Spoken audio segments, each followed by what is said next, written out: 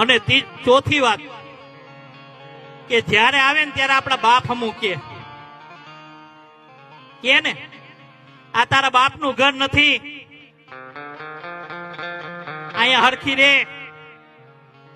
નવી ગાડી લીધી હોય ને તેમ કે દરવાજો તને બંધ કરતા નથી આવડતો, આ તારા બાપની ફોરવ્હીલ છે કેને માતાઓ.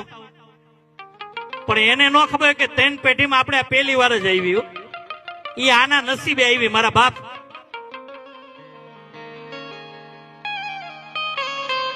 એટલે સહન શક્તિની મૂર્તિ હોય ને તો એ મારી માતાઓ.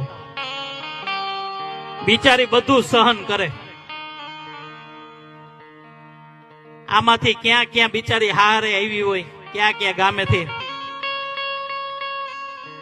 ના અહીંયા આવીને પારકાને પોતાના કરવાના હોય મારા બાપ.